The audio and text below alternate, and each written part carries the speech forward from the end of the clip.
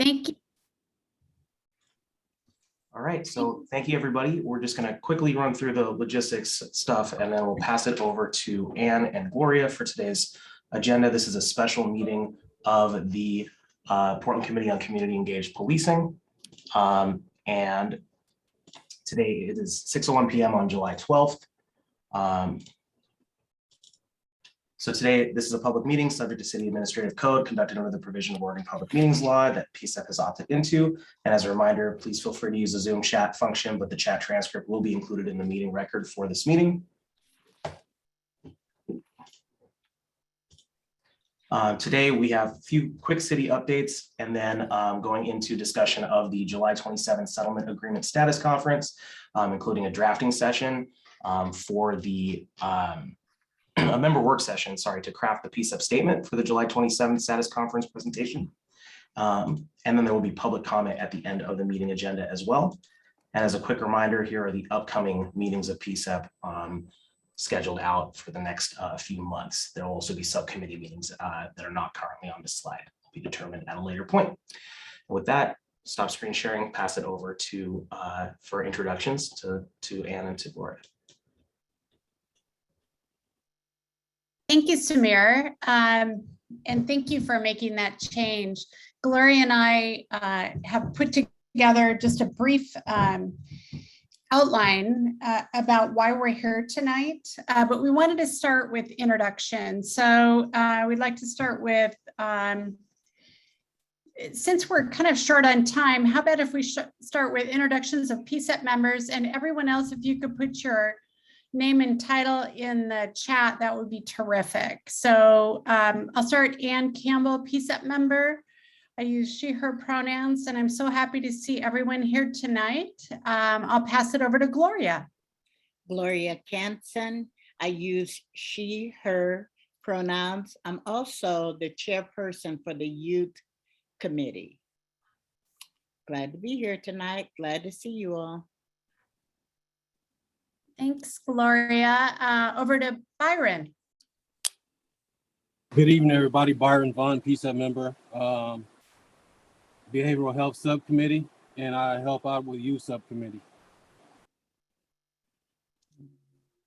Okay, Tia. My name is Tia Palafox, she, her pronouns. I'm on the Behavioral Health Subcommittee. And I was told that you can't be on the youth subcommittee unless you're 15 to 24. But I try to help when I can. Gloria, do you want to respond to that? No?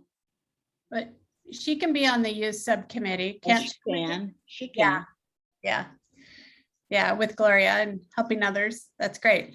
Okay, we just wanted to start tonight with the objectives. I don't think there's any other PCCEP members here this evening. Oh, Celeste, please, Celeste. Yes, what can I do? Did you have introductions?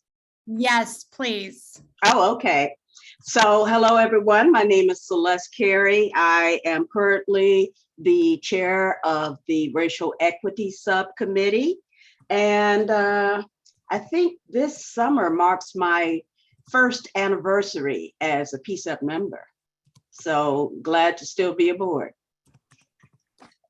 Yeah, and I'm here too. I don't know whether you saw me or not, but Amy Anderson, PCCEP member. Thank you. Okay, thank you, everyone. As I initially said, due to a shortened meeting this evening. Nathan, yeah, you forgot. Oh, sorry. I'm so sorry, Nathan. Please. Nathan Castle, PCCEP member, he, him pronouns, live in Central East Side, and I am not on any subcommittees currently. Thank you, Nathan. And once again, sorry, is there any other PCCEP members here? Okay, I don't hear any. So let's just kind of jump into the purpose of the meeting tonight. And then I'm going to, Gloria and I are doing this meeting together.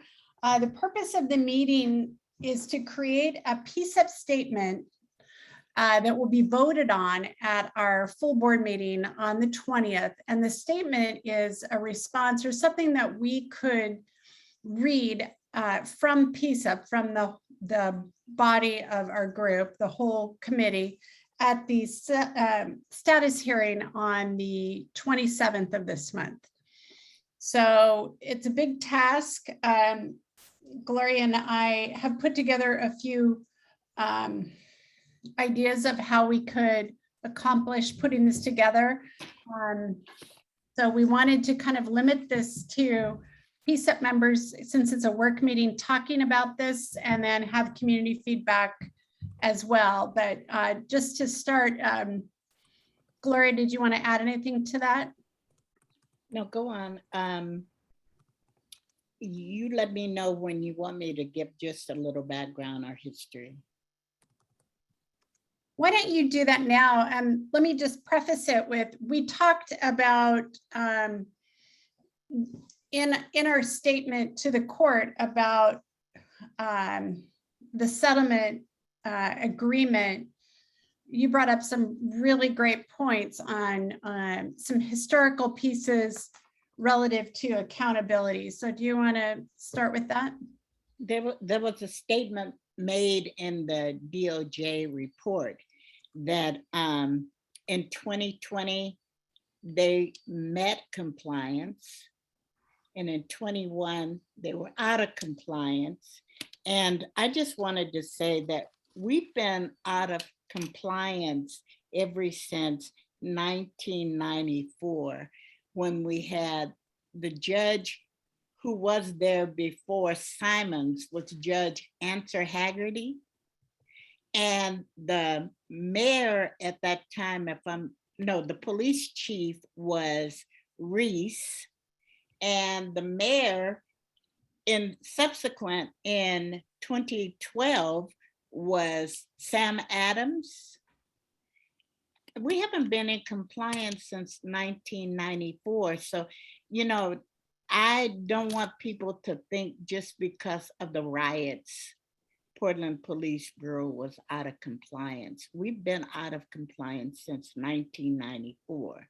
And that was just a little background. As we go further, we'll talk about the same type of non-compliance that happened then that is happening now. Okay. Okay, what we thought we could start with is, in the efforts of time, we thought of 4 areas that we could potentially write a statement about. One of them is use of force. The other one would be training, accountability, and PCCEP. And Gloria, do you have that document that I sent you today? I can pull it up. Hold on. Yeah. Could we allow her to share her screen? Because it might be a good starting point, but it's in no way is it our statement. It's just some thoughts that we can add to. Okay, I'm gonna And I go. apologize, I don't have it. I did it on another computer and I didn't send it to myself. I apologize. It's okay. But I sent it to Gloria. So let me get it. Just a minute. Does Gloria have screen sharing permissions? Yes. Oh, yeah. Okay. So just hold on and I'll pull it back up.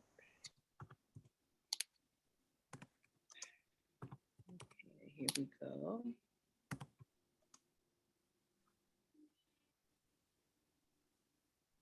Okay.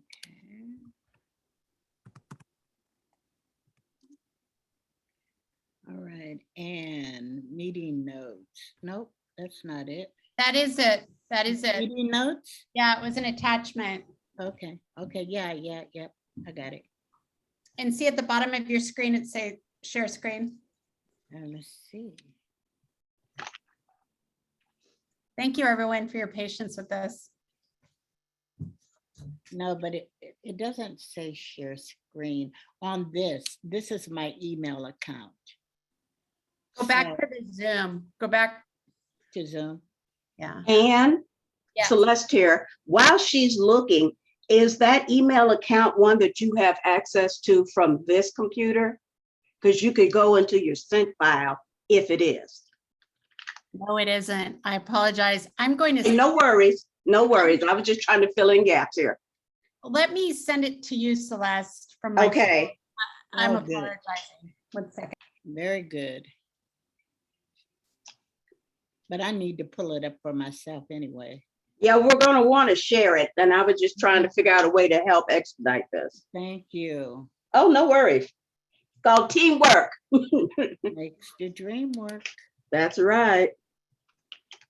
Okay, there it is. And let me go down and see if I can. And are you sending it to my PCEP file, and email rather?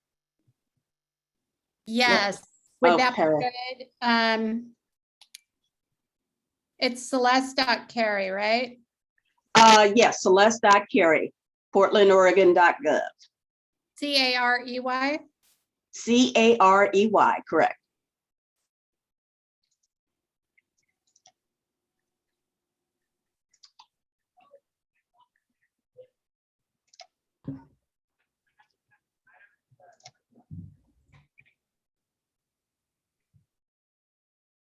Hmm. 1 moment.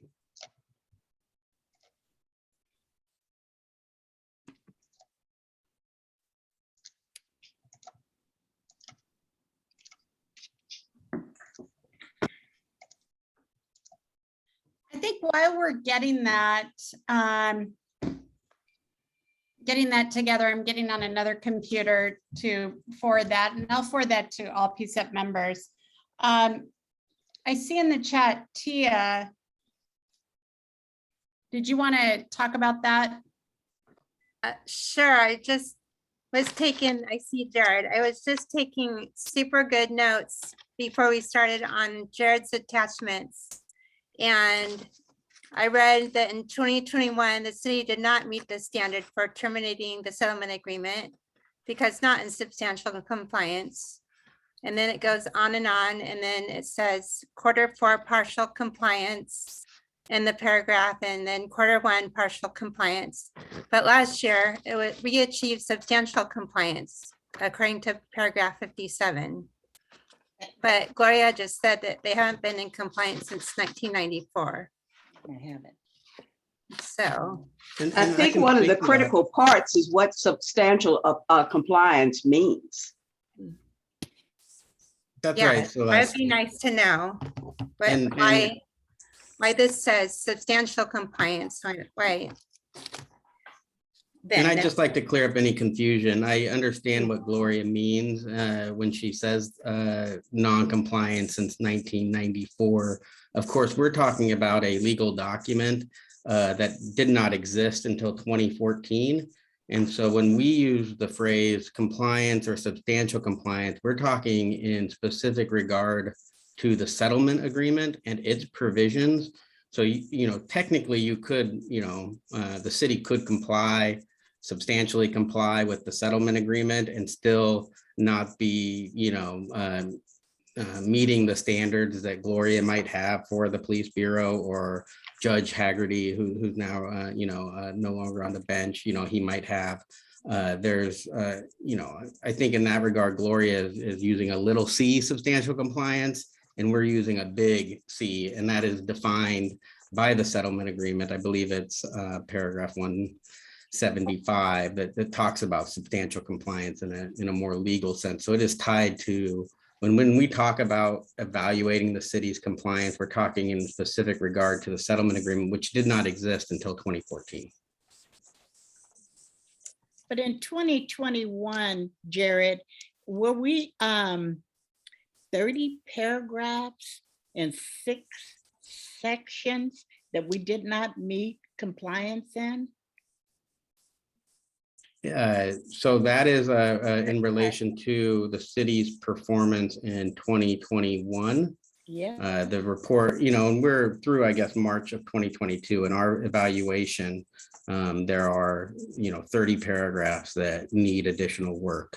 And that is, represents some backsliding from 2020 and 2019, when we did find the city in substantial compliance with all of the terms of the settlement agreement.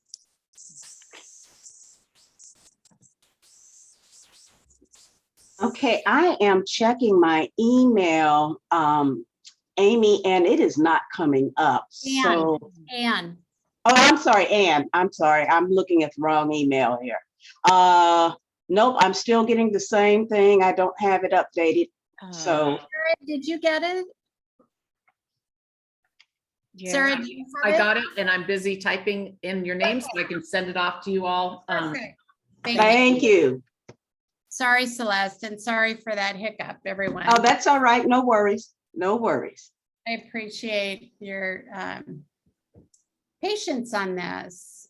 As you can see, I was working on it from my other job at Clark College, but so let me wait a moment and make sure that everyone can get that document. That was really just for notes to move forward, but I think it would be helpful for everyone to see it. Maybe like a small starting place, but of course, nothing is in stone. There it is. Good. I just shared the screen, so Yeah. Thank if you one of very you would much. like to take over, I'd be more than happy to see that, but I just thought that was the fastest way to get going. That's perfect. Thank you. Thanks for helping.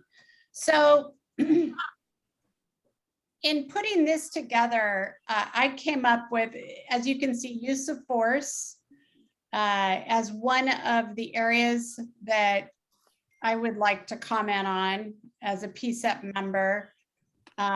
These are some of the issues that I brought up that came to light for me, just super brief. The sentence or the paragraph at the bottom is just kind of my thoughts about, excuse me, my thoughts as a PCCEP member. So that was just kind of my own, and I see I spelled a word wrong. So my own thoughts. Everyone should have it now, if Sarah sent it to us all. So if we go down the document, you can see that I talked about use of force, training, accountability, and the last one was the PCCEP. And this information was taken from the DOJ report. And in some part from the last COCL report. So I simply use this as a starting point. Jared, I'm noticing, do you have any thoughts on this? Me? Yeah. I have not read the document. I mean, I'm seeing it on screen. I think this is could be a helpful way to start. I think it's more important what your colleagues think about these statements. I'm here to answer questions about the DOJ report, if you have them, and, provide any historical perspective that might be helpful in terms of how either PCCEP or COAB presented to the court. And I'm, happy to do that. I can take a look at this and comment. I don't know if that's, exactly what everyone wants, but I'm happy to do that. I just need to take a second to do it. I was typing in the definition of substantial compliance for Celeste in the chat, which is why maybe my face furrowed. I have a Shar-Pei face, and the spirit animal is the Shar-Pei. Oh, yeah, I didn't mean that. Yeah. So PCCEP members, are there any thoughts on this? Just a quick question. Has this been shared via email with everyone? Yes. If someone who has access to that can forward it to me quickly, I have a city email account, but I don't have access to it. Sorry, what was that? You don't have access to your city email? No, not yet. Oh, I'm sorry to hear that. Okay, I'll re-forward it. I do have a 1-minute delay on my sending so that I can catch the stupid errors. You know how that goes, but I'll get that to you. And let me see if I have your. I'll message it to you. Okay, that would be awesome. Great. And if somebody else has it who would like to share screens, you might be able to then do some editing in live time. And I would be most comfortable if someone from PCCEP actually edited your own statement as opposed to me trying to share my screen. So if someone else is able to share screens and could edit it live as you go through it or capture other people's thoughts, that would make some sense. Let me see. Tia hasn't seen it either. I'm reading it. And we apologize for the tardiness in sending this out. This was developed today. I know that we talked in our last PCCEP meeting about coming together today to try to put together a statement, and then have it ready to be, if possible, have it ready to be voted on at our next PCCEP meeting on the 20th. So it was kind of a last minute put together for this. And I apologize that it didn't get sent to the PCCEP members.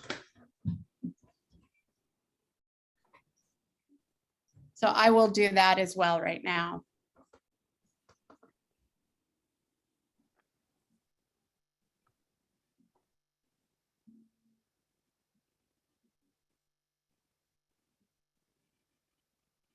And I'm wondering, as we're reading it, one of my concerns is just in the short exchange we had, there was a question about phrases, words, and I wonder if we might make sure we have a little glossary perhaps on the bottom of the page or somewhere where everyone can follow along and we are sharing the same definitions of phrases, terms, words, etc., so that we all mean the same thing.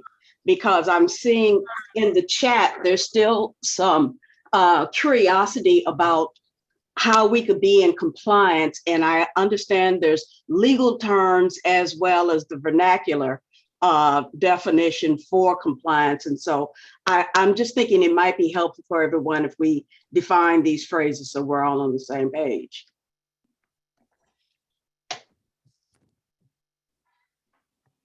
I agree, especially if I think that's a this great is gonna- idea.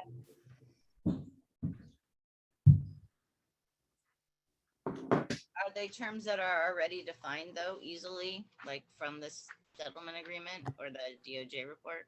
Well, we could pull that out. I don't want to deviate. And I mean, you brought up a very good point. That's exactly why I want to make sure we're doing this so that we are using exactly the same language in the same fashion, because some of these terms are specifically legal terms. Some of them are very specific to law enforcement. And so I want to make sure that we don't deviate from the necessary jargon, you know, and that we do have a clear understanding of how there might be a slight shift in the phrase when used in different areas. Well, would it help to look at Jared's piece? Because that's where I got my information from. His. I think so, Gloria. Hmm? I said, I think so. Yeah.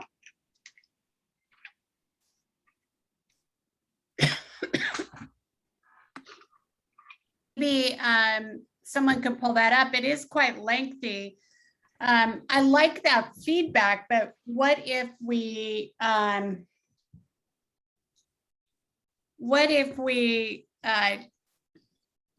that to our next piece? As we work on it, yeah, that would be fine. Okay, let's Yeah. let's do that. That might even be more expedient. That would help us not get stuck. Yeah, I'm on my third computer trying to forward this to everyone. I apologize. I guess it's been a really long day.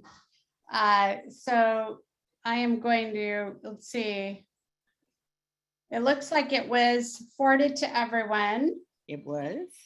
and I can, let's see, how can I share my screen? I'm on a different computer, so I don't think I can do that. I'm so embarrassed at my technology. Is there someone that could share their screen and then we could work on the document? I could try. Does anybody else? Let's see. First, let me get to the, I might be promising too much because I know I have at least 20 different windows open on this computer, but let me see what I can do here. You can do it, Celeste. I was able to figure it out, and I'm as inept as anybody. So. Oh, it's a matter of me making sure I'm showing the right screen. Like I said, I've got about 20 open. And it lets you pick which one to share. So. Okay, so where is this? Oh, that's funny. Spotify Premium. I don't need that. Okay, where is it? Let's see if this is the one. No, that's not it. That's the agenda. I have two of those open. Okay, meeting agenda. Yeah, I'm beginning to feel the. Okay, I had it. Oh, okay, I know what happened. The moment somebody switched it over for me, it disappeared for me to share screen. So now. It's on Ann's email. Dated 7/7/2022. Okay, that was the one I was looking for. Let me, let's see if it came up again. Okay, here's Sarah. Okay, my system. Okay, meeting notes. Don't call this a virus. All righty. Now, let's see what this is meeting notes, protected view, enable editing. And let's see if I can share this window now. Get back over here, share the window, share screen, meeting notes. Okay. Now, let me make sure that enable sharing is active. I mean, enable editing. If it'll do this for me, then I know I'm good to go. Okay, yep, all righty. So what do we want to start with? I am a slow typist, but that might make me accurate. So where exactly do we start? Well, you mentioned something about the glossary, and then okay. I was wondering if we could just kind of go through and add to this. I'm looking in the chat. Ideally, what is this, Nathan? Nathan, do you want to talk about what you're mentioning? Oh, yeah, I was just going to say if, and I couldn't see the full document, so I didn't realize this was just the meeting plan, but if we're preparing a statement that's going to be published anywhere, I agree that there should probably be terms defined just so it's easy for the public to consume it. Otherwise, I think on page 84 of the report, there was a mention of training materials that are available to PCCEP members. And ideally, if those materials are designed well and they're accessible, that should be something we could share with everyone. And ideally, terms would be defined as part of that. I haven't seen those materials yet, so I was actually wondering if the other PCCEP members have access to that, or if that's maybe an inconsistency in the report.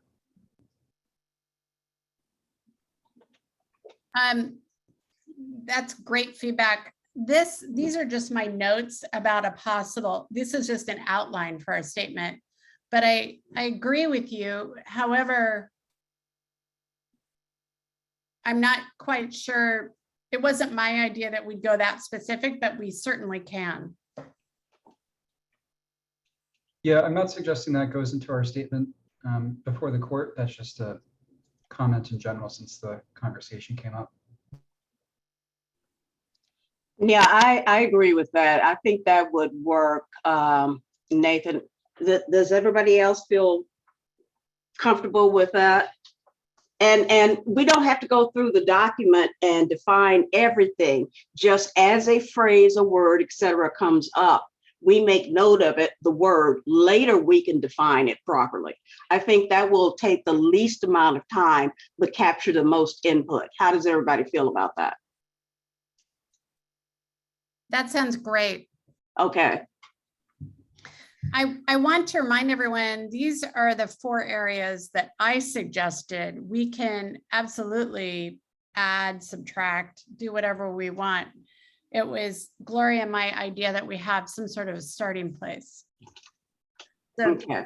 do we want to go, if people have had time to look at it, is there anything you'd like to add in terms of, you know, the 4 areas? Is there any area you'd like to add to this document? I'm sorry, Ann, I switched screens, but did you start with the force section, section 3 force? Yes, we're looking at the meeting notes on the screen. Okay, well, under force in Jared's report or DOJ's report, it says that the audit was deficient in 2 ways. 1, with the compliance officer on the scope and the content, and 2, omitting parts required by the agreement. Missed the opportunity. So we'd add those to under the heading of use of force Yes, as additional pieces that we'd put in our statement. per se. right. And then the other part, he goes on down, he's kind of in line with your statements on your notes. It goes into the training section.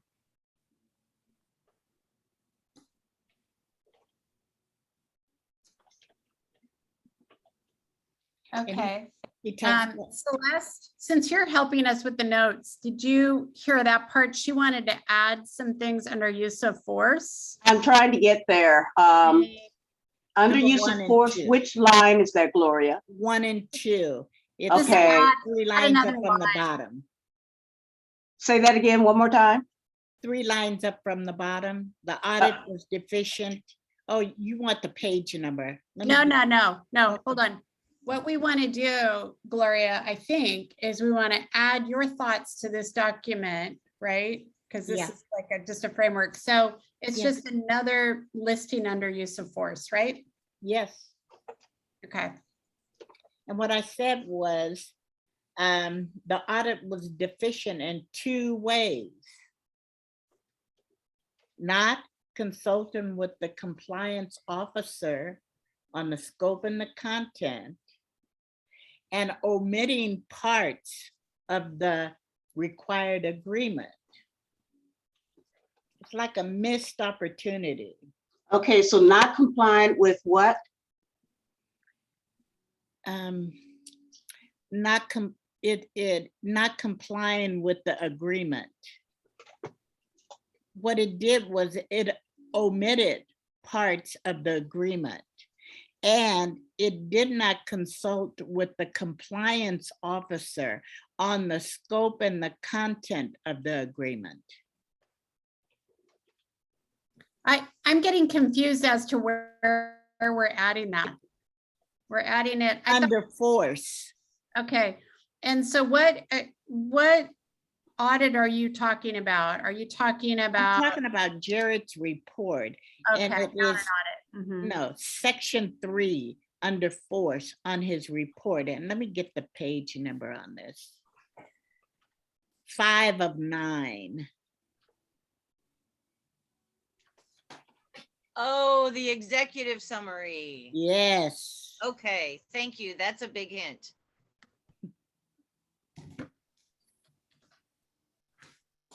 Okay, so the possibility, so you want that added to our report? Where it says force section 3 And Okay. then there's a number 1 and a number 2.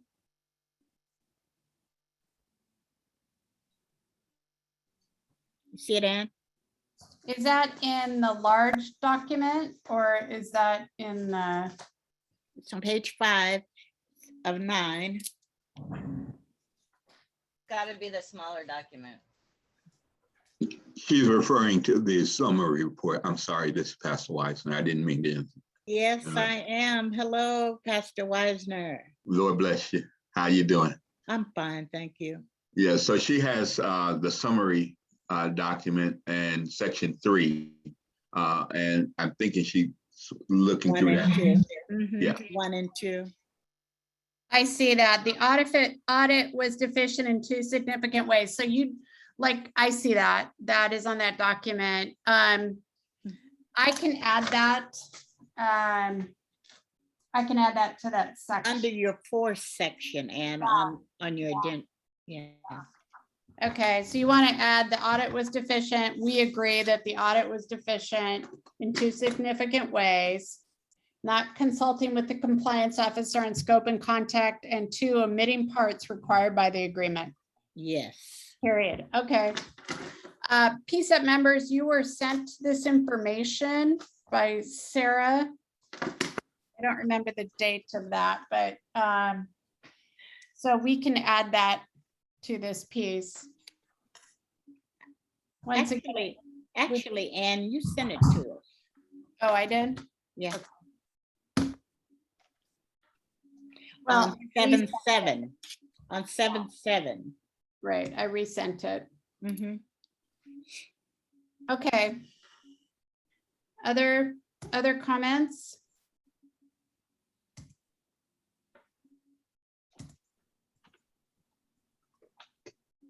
Yeah, I had something.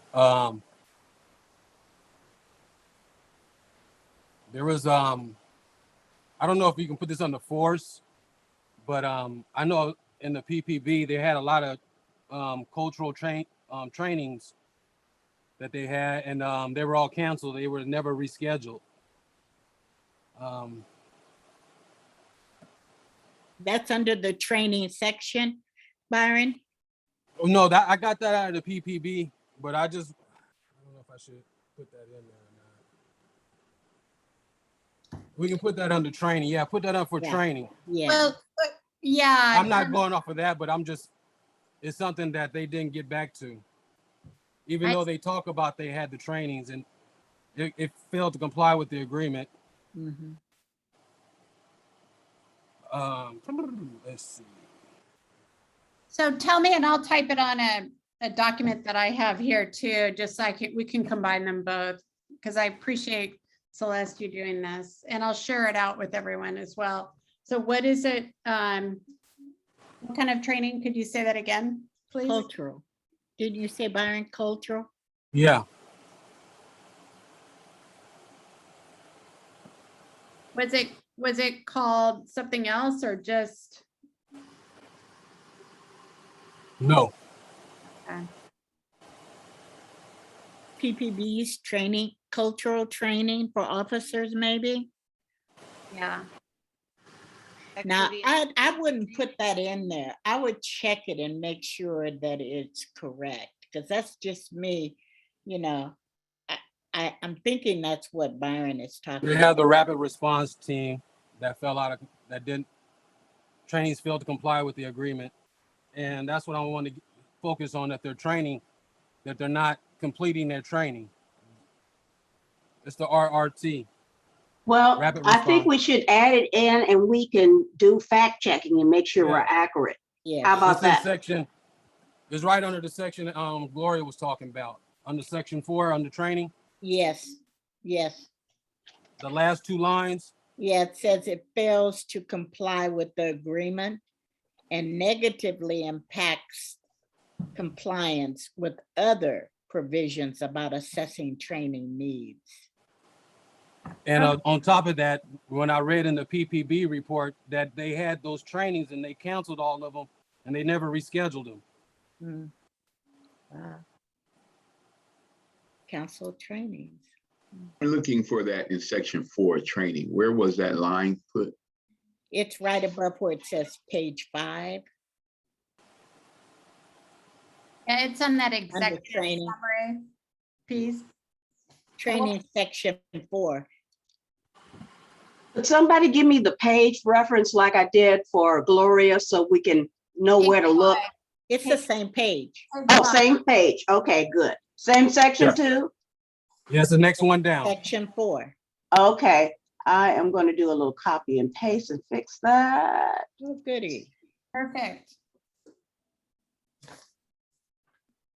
As you can see by this document, the document that several members are referencing, that was the executive summary of the DOJ filing on 6/30/22. And I didn't note every single piece, but we can certainly, bring in anything else you'd like on that. I have notes on all the sections. So as we go along, other people can add, I can add. Pastor Wisner's here, Byron, all of us can add our 2 cents. Yes. Okay. So is there anything else PCEP members would like to add at this time? And Jared posted the audit, the report we're talking about.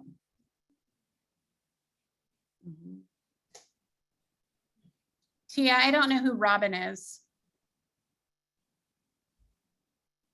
You're muted. Is this the end of the glossary part?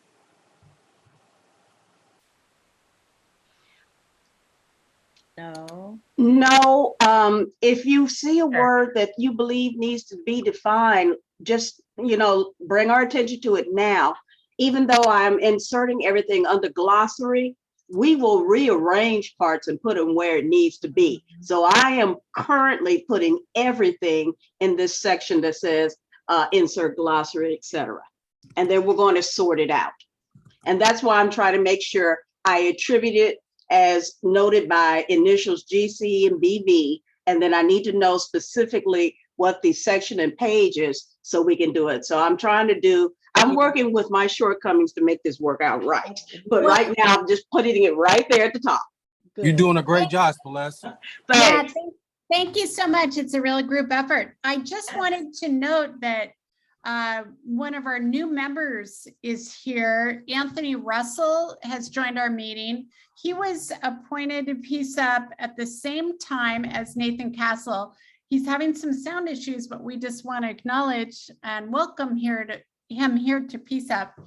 And Anthony, we're just having a work session talking about our possible statement on behalf of PCEP, a statement that we would make on at the status hearing on July 27th.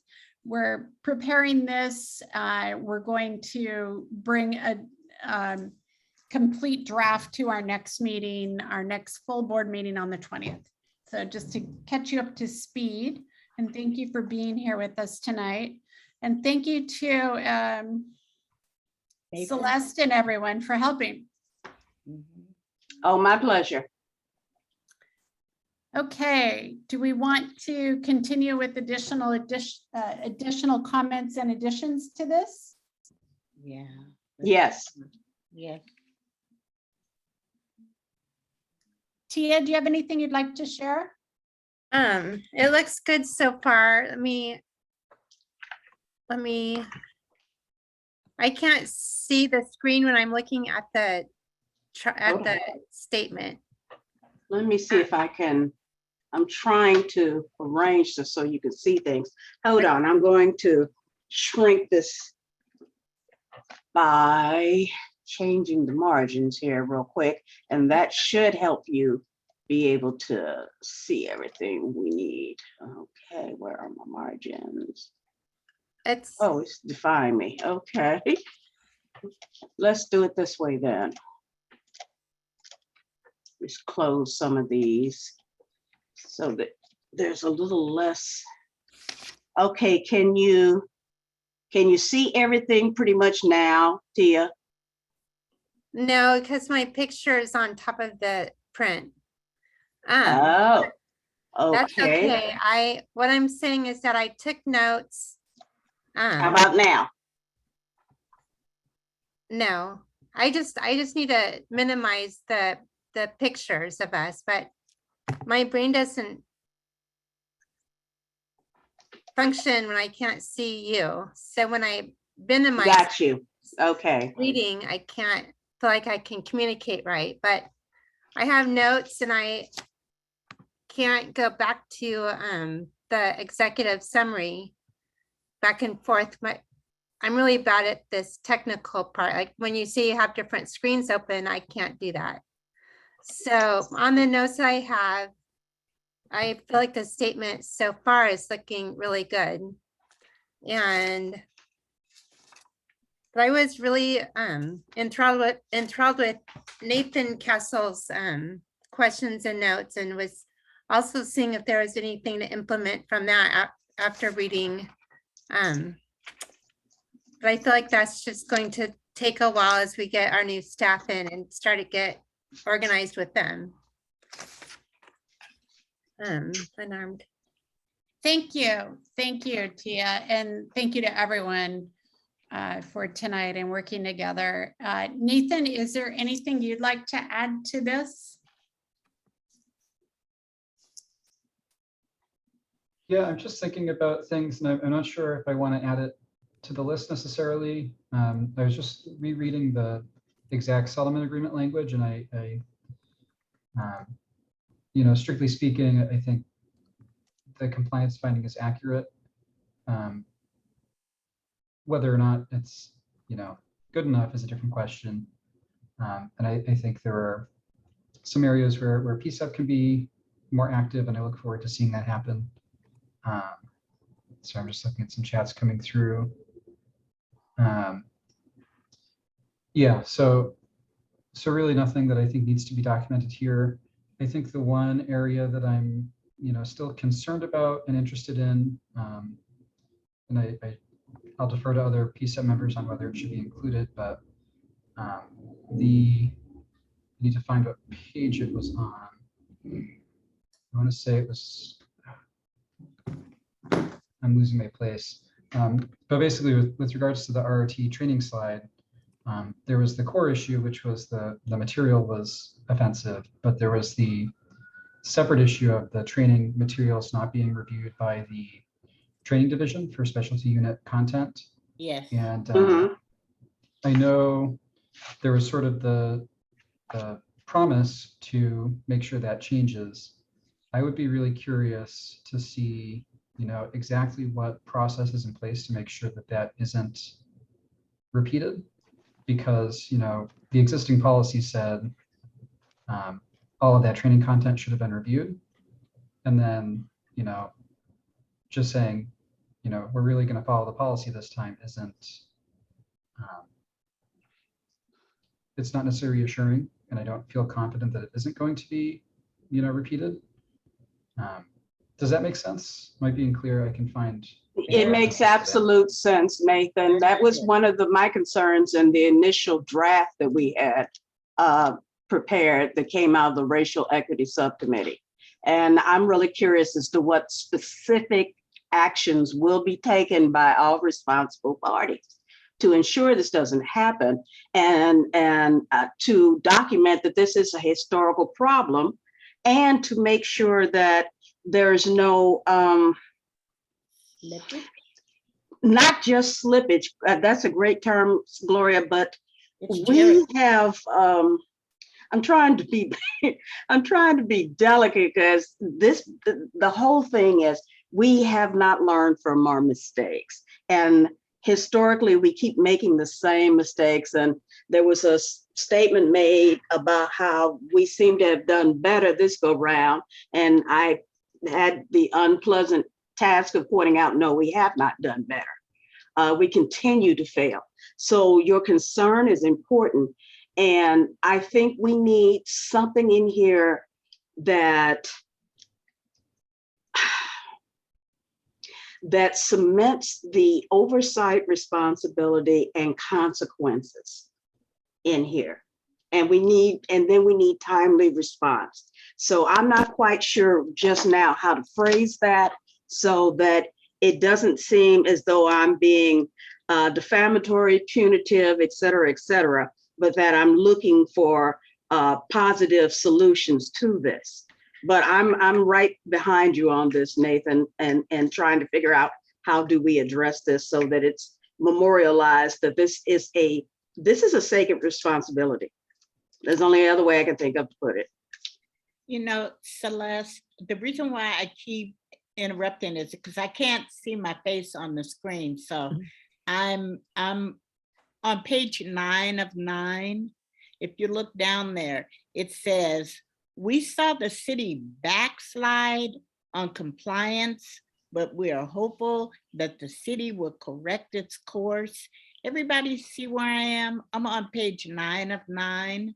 Yes. Okay. Okay, we'll correct its course, yet we remain mindful of the court's direction to consider whether now a court-appointed monitor might be appropriate. Okay. There Yes. you go. There you go. Mhm. To protect the progress that we've already made, and these are Jared's words, I think, prevent further slippage. Yeah, I like that.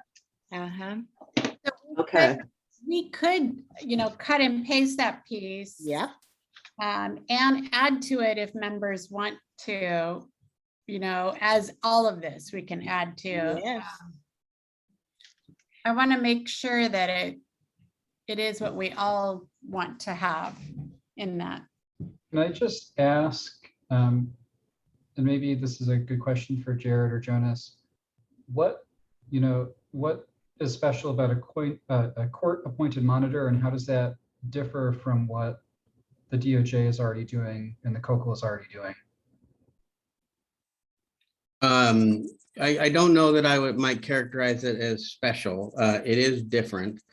Right now, the United States, the Department of Justice is the monitor of the city's compliance or non-compliance. That's a unique setup in Portland. It can create some difficulties, and I don't want to speak for the city, but I do believe it can create some difficulties for them too, because we're both plaintiff who has to enforce the agreement, but we're also the monitor who assesses whether or not there's compliance. And that is a little bit tricky. We have two different hats. And we're not independent in a sense because we are the plaintiff and we're a governmental entity. Independent court monitor would be an agent of the court. And so they, and just like the compliance officer, they're technically independent, but they're a contractor of the city. So, they're not fully independent in a sense. So a court monitor is an independent court monitor would judge whether or not the city is in substantial compliance. And why it's special? Well, one reason I might say is that the court has indicated interest in having an independent court monitor. I know during the years 2016 to 2020, there was some questions about our independence as the DOJ. And the court, was concerned, and so were the amici, the Albina Ministerial Alliance and the Mental Health Alliance have both, I think, supported a court monitor. I think it's somewhat easier for us if there's a court monitor as plaintiff to really focus on whether or not the agreement needs to be enforced instead of also assessing compliance. And it does create some confusion and difficulty when both the United States, the DOJ has its report, but then the compliance officer community liaison, the COCO, also files a report.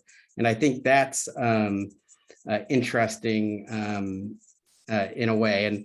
And Dennis, I do see your comment, and yes, the city is always going to be obligated to pay the fees of a court monitor, just the same as they're obligated to pay the fees of the COCO, but there's no contract. And so there's no negotiation of a contract. That's a court order that they would have to be obliged to pay the fees of the independent court monitor. So those are just some of the differences. And, you know, I'm happy, Jonas, if you have other insights on that, I'd be glad to hear them. I will say that this is the only current agreement in police reform where the Department of Justice is both the plaintiff and the ultimate, you know, monitor of compliance. And Sarah, if you want to add anything from your understanding too, I know you've looked at the issue. Very quickly, because I don't want to take up time from PCCEP, it is your meeting, and thank you for having us. The more typical scenario is that you have a court monitor, the lead officer appointed by the court, answerable to the court, who speaks ex parte with the court or anybody else, and they assemble a team of experts. So you'd have a training expert, an accountability expert, a force expert, and they would set up audits and teach the city how to audit on their own ultimately, so that when we and the monitor walk away, the typical scenario is that the city learns how to do its own audits, does them with credibility, and publishes reports semi-annually or annually that the public trust and know what's going on. Thank you. Does that kind of give some clarity, Nathan? Yes, thank you. So what I'm thinking is, I really like how this is going, how we're kind of adding pieces to this document. Is there any other areas? Accountability. Okay. And we haven't even gotten to PCCEP's part in this.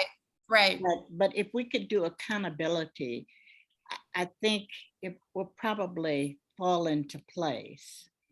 The part where they mentioned that there are tens of thousands of documents, some which are needed for investigations, the city did not meet timelines for completing IPR investigation and resolving citizen review committee appeals.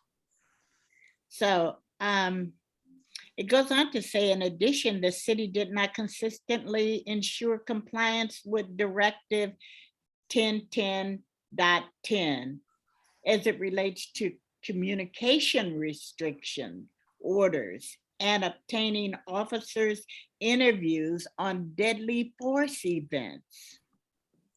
So, you know, I'm just a little puzzled. We keep giving, raises to the police department, but why are we giving them raises when we haven't even seen if they have benefited from any of the suggestions made, or if they benefited from correcting their own policies? Why are we continuing to give them money?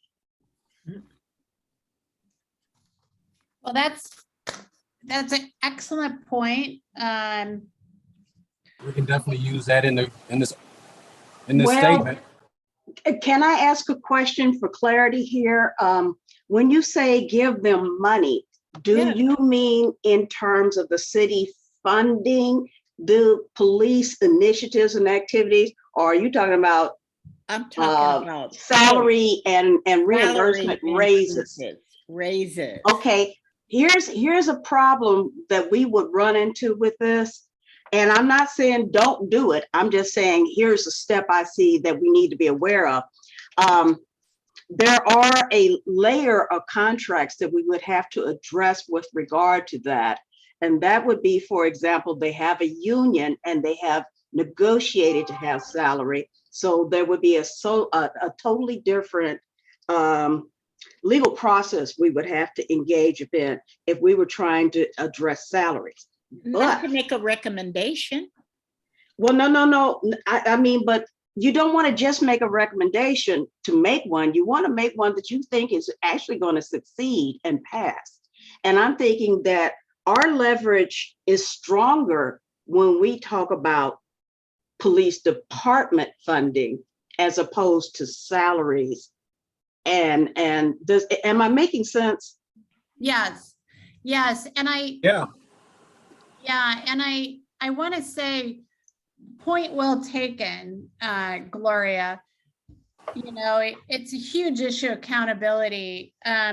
In terms of getting back to this statement that we're going to put forth, I agree with Celeste. I mean, it's a contractual issue, union issue, but it's an excellent point. And, you know, it's something I think, how would we word that and put that in this statement, Gloria? You know, I'm not too sure. And I think that Celeste might be right about the departmental thing, because I read in one of the reports where that our, not, if I'm not mistaken, it's the new team that they got, that they did street response. They Not, just got, Portland Street Response? this group got $2.3 million. It was in the newspaper not too long ago, because they were making such good progress. So, and they're part of the Portland Police Bureau. I know they're that. No, they're the They're not? fire. No, Oh, they're part of public safety, but not the police bureau. And actually they're under fire currently. right. I think what you're talking about is, if I'm, let me just, it's PSR team. yeah, Portland Portland Street Street Response, yeah. Uh-huh. I wanna- $2.98 million they Yeah. just got. And Okay, that's to expand that program. I think getting back to this issue, and I want to make sure, you know, this discussion is excellent, and I want to make sure that we kind of get a lot of things out on the table, and then we allow for community input too. Good, good. We wanted to give time for that. I'm just doing a time check at 7, and we've agreed that we're only going to discuss this Yes. till 7:30. So I think, Gloria, on that accountability issue, you know, you could think, and others can think on all these things. I mean, this is just an overview. We can add, we can subtract everything. We want to think about, you know, things we want to add to this document and how we would phrase it. And I think that what I can do on this, and Celeste, thank you for capturing this feedback. If you share it with me, I will, to the best of my abilities, go back and kind of rework this and have it ready for our next meeting. And I'll send it out in the next day or two to all PCCEP members so they have time to reflect on it. And before you do that, I think it's important that we add the part about, in this compliance period, the city did not adequately implement police review board procedure, identify and investigate collateral misconduct, or enable the independent review to conduct meaningful investigations. Where are you getting that part? I'm getting it at the same part. It was. Oh, yeah. Accountability. So you Yes. want to add those sections. Yes. So okay, so you want us to You paste can that. take out the money part, Yeah, all of that. But that accountability part ties into their money anyway. so you want us to add on page 7 of 9, the entire accountability section. Is that correct? Yeah. Yeah,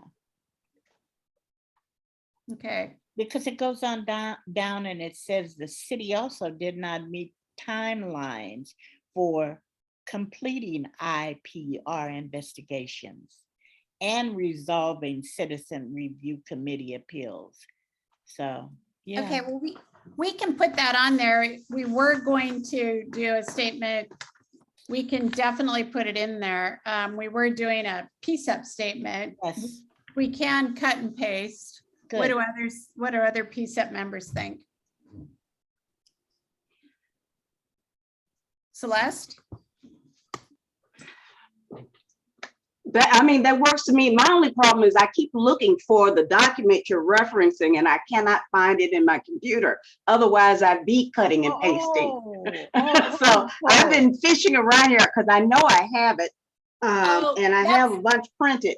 Yeah, that's okay. I have it and I've made Okay, notes. perfect. Well, Yeah, I've captured what I have on here. But that sounds good. Now, let me get some clarity here because we have so many things we're making a statement on, and suddenly I'm confused. Is this a revisit of the statement that came out of the Racial Equity Subcommittee and a distillation of what's in there? Or is this a totally different document? Because I'm sensing some overlap and I'm starting to get a little confused. Well, you know, This is my notes. Oh, okay. And this is in reference to us making a statement about Yes. what? At the settlement status hearing on July 27th. Okay, so we're referring to all of our notes and feedback that we want to go into that as a response. Okay. Yes, and we're going to put together a statement and vote on it at our next PCEP meeting on the 20th. And then it would be something that a member would go to the court And read, yeah. and read on behalf of the group. Okay. I see Sarah has her hand up. Yeah, thanks. I'm trying to let you, run your process and all that, but I did want to say on the topic of that, I think, obviously the city's going to make a presentation. The DOJ is going to, they're going to lead off. They're going to make a presentation. The COCL is going to make a presentation about how they think this is all going. And you have an opportunity to provide a unique perspective based on, you talked about PSR, the Portland Street response. You've had presentations by PSR to your group. You've had presentations about the meme that the RRT folks put in that. There's a lot of opportunities for you to offer insights from your work over the last year and your unique perspectives as community members to provide that to the court and to be kind of a different voice from anything the city's going to say, anything the DOJ is going to say, anything it's going to say, anything the Mental Health Alliance and the Albino Ministerial Alliance is going to say as well. So I think, or their coalition, I'm sorry. And so this is an opportunity. And I think, where you kind of get, I've heard the conversation pick up and get a little more energized a few times tonight. And I think you've got to capture that, and that's what the judge needs to hear from you in your kind of, your point of view. And I think that's what the judge will be very interested in. And I see Gloria did a great presentation, well received last time. So I think just go for it and I'll shut up now. That's exactly what we're trying to do here is put together something. But thank you for that reminder. Amy, did you have a question? Not a question. I was actually going to say almost exactly what Sarah said in the public comment period. So thank you for pointing that out. I think the other thing to keep in mind, the judge has absolutely read very thoroughly, in my experience, the DOJ's report and the COCL's report as well. And historically has often asked the PCEP presenter quite a lot of questions about PCEP, how it's been functioning. So I just want to make sure that, as we're running out of time, that the PCEP section doesn't get short shrift, because I'm quite certain the judge will want to hear your perspective on that part in particular. Good. That's good. Well, thank you. Okay, I think in the efforts of time, I see there's other people that want to weigh in. Can we so we've talked about accountability. Byron, I see your hand, just 1 second. We're going to, I'm going to put together these notes and any additional ones we come up with in the next half hour. And I'm going to send it out to everyone to kind of think about, and we can discuss it yet again in our next meeting. I think we need to leave ample time. And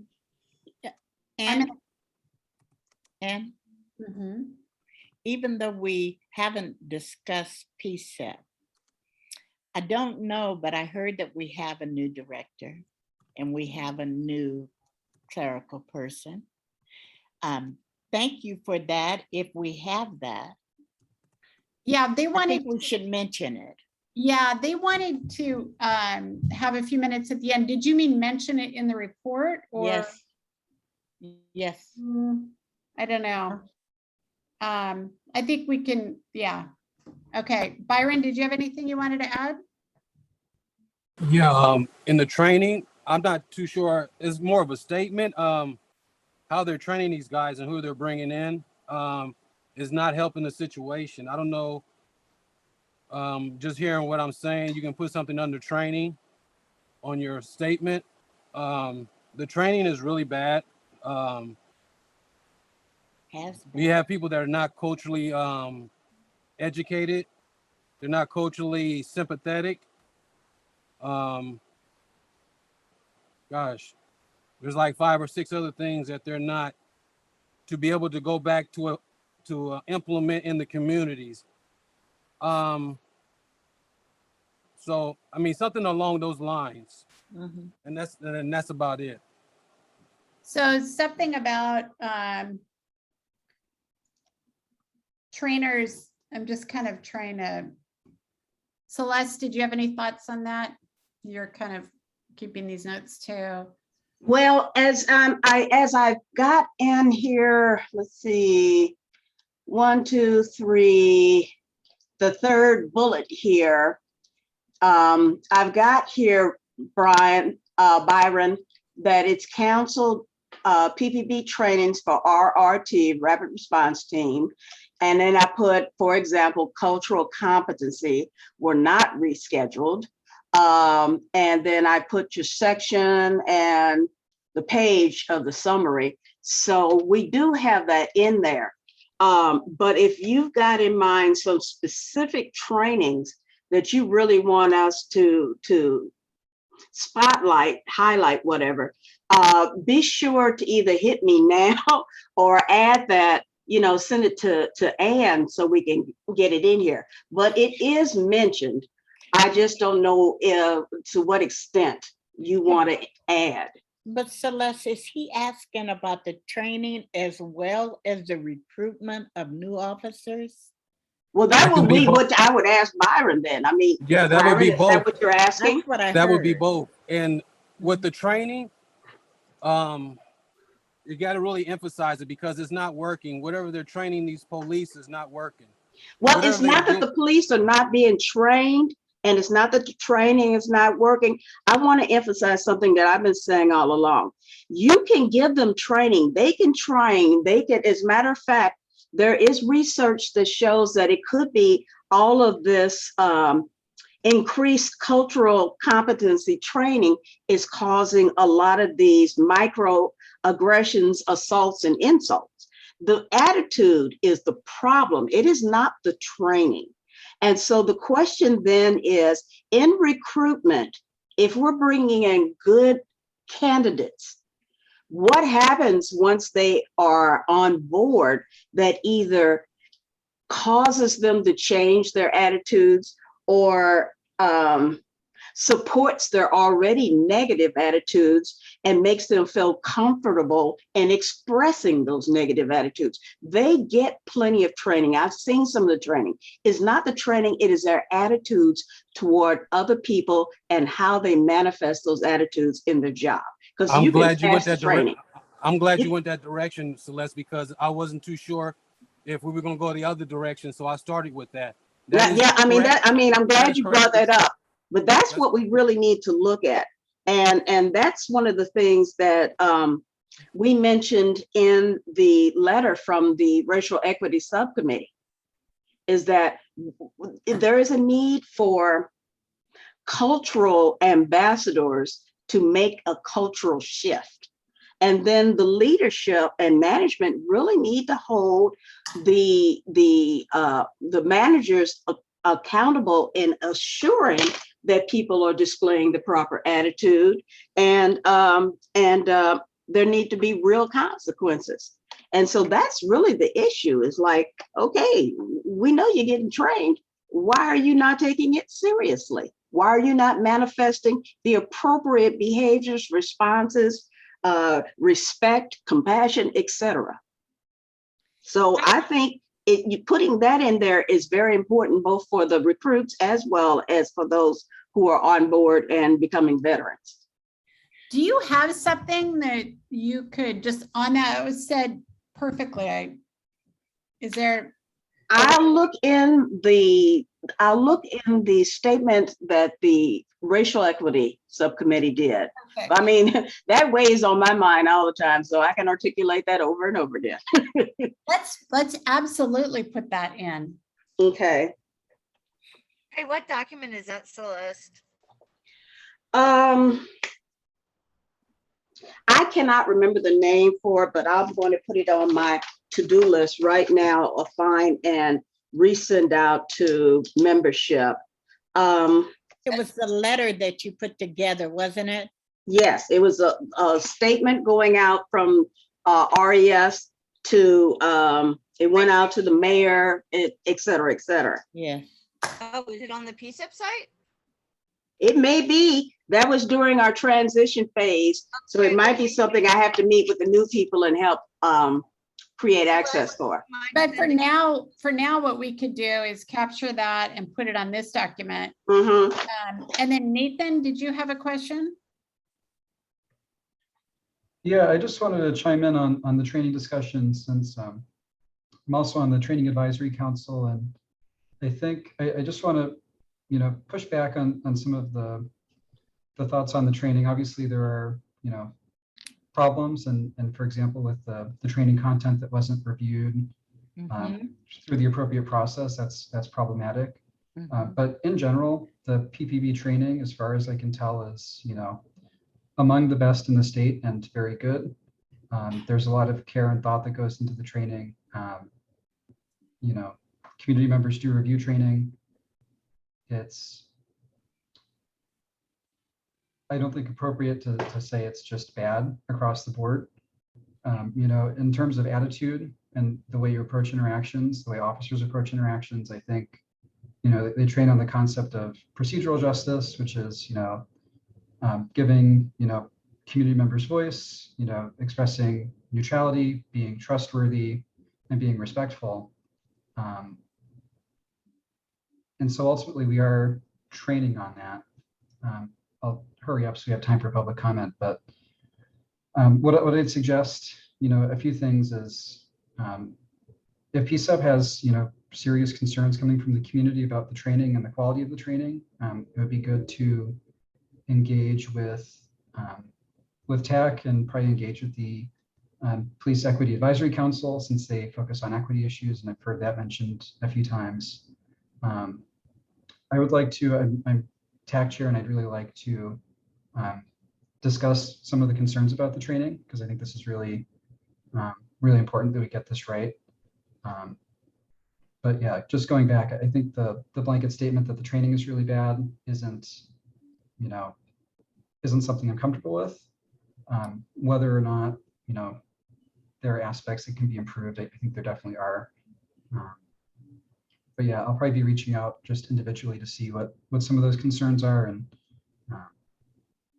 and think about how other community groups can also support the efforts to improve training and make sure, we're both training the right things, have an approach to measuring and ensuring the training works, and, seeing those outcomes in the work. Thank you. Thank you for that, Nathan.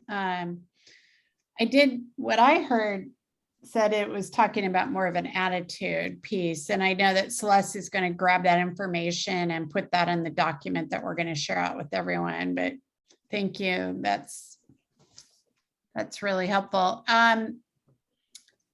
Okay. Right now, and apologies to everyone, we will have community, we do want community feedback. Anyone here in our meeting with us, if you'd like to share your thoughts on our discussion or things you would like us to add to this. And then we have a few minutes, and then I think we're going to have to go to 7:35. And at 7:30, we're going to have the city give us some updates on PCCEP and our staff. So There's some staffing updates they want to share. Good. So I think, I would just like to suggest that you guys figure out between now and then who is going to own this document, who's going to be the wordsmith to try to get something a little more ready. And then were you going to discuss who is available to present to the hearing, or has that already been determined? Those are just two kind of loose ends. I just. yeah, 'cause I thanks, wanna make Sarah. sure you can bring this to a landing next time. Yeah, thanks. What we've decided that we're going to do is that Celeste and I are going to work on the document. She's going to share with me her information. I'm going to put it in this document. We're going to compile it. We're going to bring it to our next PCEP meeting on the 20th, where we're going to share it with the full PCEP and have a vote. And at that time, we decide who is going to be there. That's kind of a non-issue at this time to me. Someone will be there. I'll be there. Others, I'm sure, will be there. So community. Diane, Yes. just out of the ball, if we don't agree on the statement, or if we think need something else added on, we don't have to do it or not. Be like Wednesday or Thursday, or do you think when we meet up on the 20th, we are locked in and loaded? No, I mean, we can always revise. My thought is that if Celeste sends me her notes and I put it together and I send it out to people, my commitment is in the next, let's see, today is Tuesday. I'll have it to everyone's inbox by Thursday. And we can just back and forth send any updates, but it's a working agreement. It's an agreement of our group. It's not one person. So it would be hopeful that we could vote on it at our next meeting. That would be the hope. That is our intent. But I'm going to suggest at our next meeting, I'll speak with the city staff, and I think that the bulk of the meeting should be to just kind of fine tune it and get it ready to go, because it's really important that we have this just right for everyone. So with that in mind, is there any other, let's see, looking for hands. I see two Barbs. I see a Barbara and a Barb. Oh, I see Barbara, do you want to go? And then Barb. You're muted. Sorry. I would just like to agree with the people who are saying that the attitude and culture are the main concern, because there are so many regulations, so many procedures and directives and whatnot. And it seems like it doesn't, I don't know, they just sort of chase around in circles. Whereas if somebody actually has true good intentions and a good understanding of who they are and their relationship to other people, that's what's needed. And I hope there's some way to pursue that. Thank you. Thank you. Barb.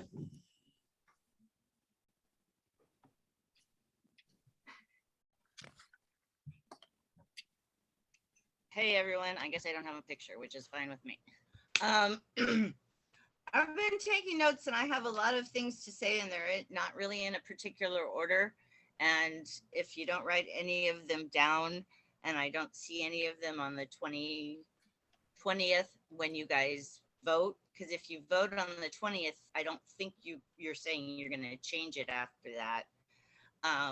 But there's so many things on my list. I've been to, I think I went to the status hearing over a year ago, and it doesn't have to be, from my understanding, you guys don't have to pick just one person to stand anywhere and face the judge. It can be 2 or 3 of you. So if the judge has questions, there's, if you guys want to do it that way, I'm just saying it doesn't have to be a lone person, I don't think. And the judge is pretty sweet when it comes to PCCEP. And so I'm confused about when the next meeting is and if it's a 2-hour meeting or what, because my understanding is the COCL report is going to be coming out. And I'm not sure how you guys are gonna squeeze that in the town hall. I feel like I'm Dan Handelman now. I've been wondering if the TAC is presenting, and I really think that, well, one, if anybody from the Behavioral Health Subcommittee wants to get together to add something about Portland Street response, or if anybody does, I'm happy to help facilitate that in a smaller group and bring that to the meeting on the 20th, or just to answer questions, because it's something I've really been following.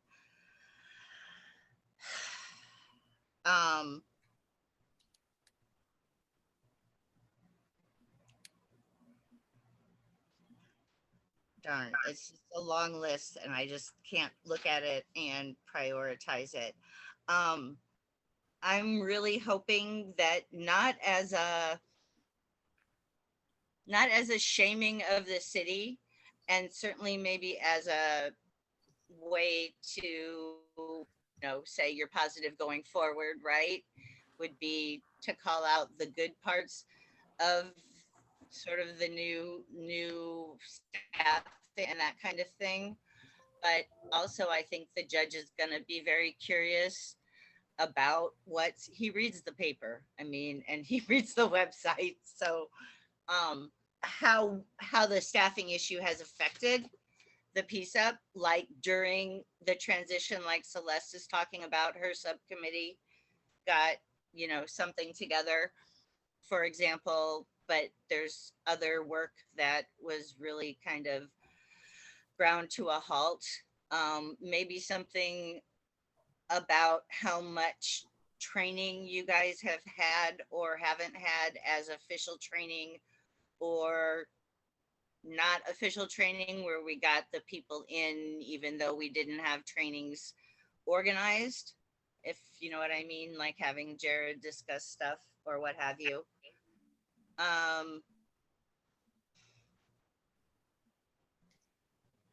So many thoughts. So like I said, not in a way of shaming the city, but talking about how it's had an effect on the PCCEP and maybe what you guys want, and maybe putting that on the table for going forward thing in front of the judge. I just thought of that.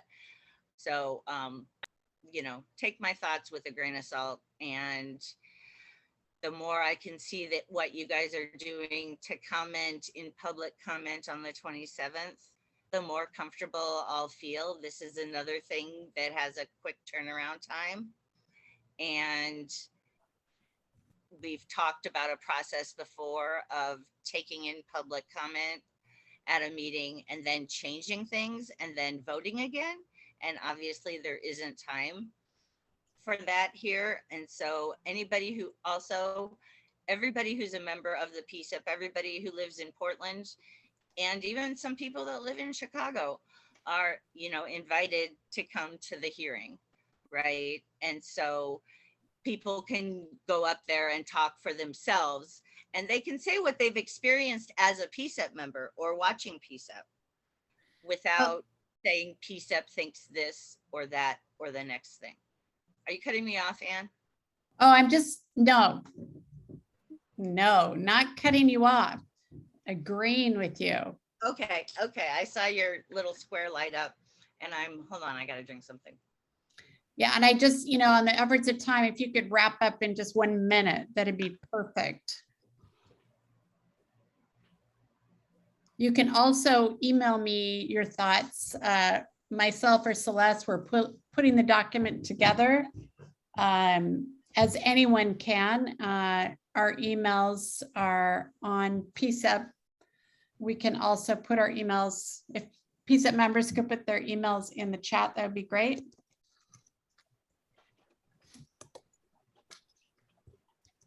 So Barb, do you want to finish? Sure. And I'd like to invite you not to interrupt me like that when I'm on a roll. You can interrupt me when I'm on a break trying to think of something, but I'm going to leave you guys. Yeah, see, I'm going to leave you guys with thoughts of how you want to see yourselves as a group going forward and how you want to take care of the city, which you are in a humble way stewards of. And finally, I'd like to say that I'm excited that there's new staff. Tia putting something in the chat about having a friend that's applied to PCCEP and their application has disappeared. That has been an ongoing problem since the beginning of PCCEP. I have stories, not with my application, from other people's applications. So I really hope that that isn't lost, or people can encourage friends and then also copy them, have them copy their applications or something to make sure there's a way to get through.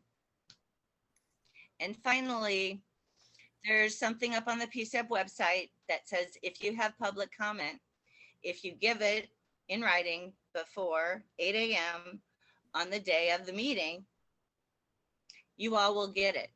Did anybody get any public comment from me? My test run? All righty then. Be really honest, as a member, if I get something at 8 o'clock on the day of, I'm not going to have time to process it. I may not have time to read it. So that I'm just saying that for me. So I'm just saying I would hope it would not be at the last minute that way. Celeste, if you look on the website, that's what it says. It doesn't, I'm not saying getting it, and I didn't even write it this morning at 8 o'clock. I wrote it over a week ago, okay, as a test thing about the form, where it came from and who decided what. So I would think that as a PCCEP member, not before the judge, I'm not talking about before the judge now at all. I'm talking about with your staff, right? Y'all can figure out what works for you in terms of getting public information before a PCCEP meeting. And thank you, Barb. We really need to move on. It's 7:33. We wanted to give the city, Samir, who's here to share with us some updates. I wish we had more time, but please email. The members have put their emails in the chat.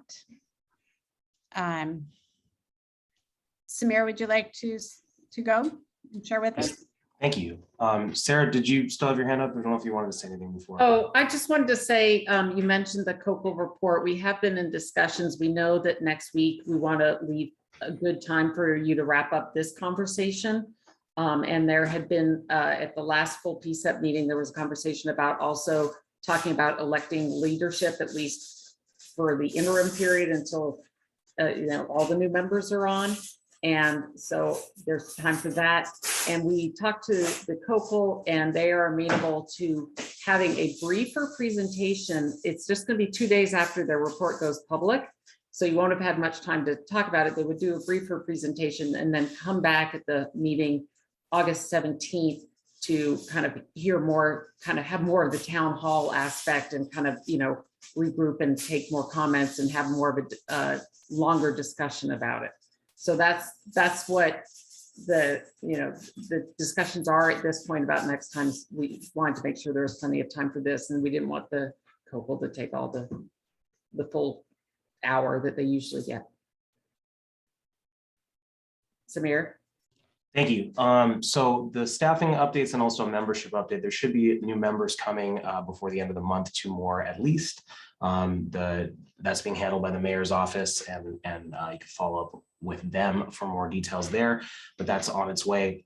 There is a project assistant position, which is starting this week. And to clarify, that is not exactly the same as it used to be. That is a shared position across the advisory boards and commissions units. So it's 25% devoted to PCCEP, not 100%.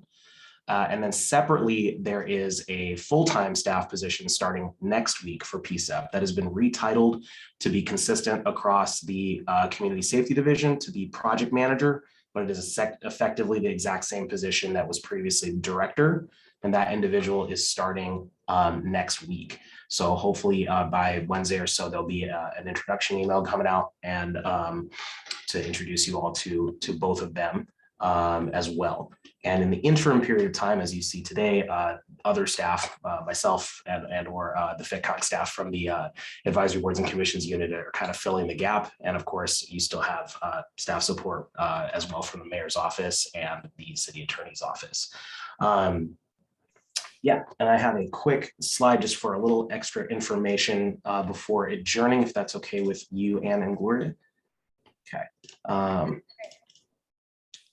So just a quick thank you, and to clarify, the written public comment is something that the project assistant will be circulating. So as soon as we have the staff to do that, and it's received 8 a.m. 2 business days in advance, that will start being circulated in advance of meetings beyond today. There's the website, the link to the public comment, as well as a link to sign up for email updates so that you can get advanced public notice of future PCCEP meetings. Thank you. And if there's anything else, otherwise we can adjourn. Yeah, can I just say a quick thing? Thank you for all the updates, and we'll get the names of the staff, I'm sure, in the emails. Is there someone that can help Nathan get his PCCEP email? That would be helpful in the interim here. And then just in closing, Celeste, if you can send me your notes, I'll compile it with mine and send it back to you and make sure that we got it together for our next meeting. Yes. Yes. Now it might even appear as a live document, but I'm copying it right now and I will send it to you. Perfect. And then you're going to put that other piece from the letter.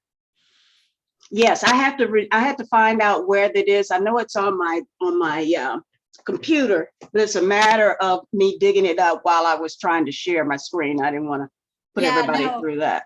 No, and you're a lifesaver. I obviously didn't have my technology together for this evening, so I appreciate you.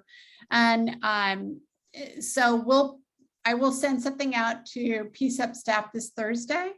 It will be just once again a working document, but it's a compilation of tonight's topics and thoughts, and it will also have Celeste's information.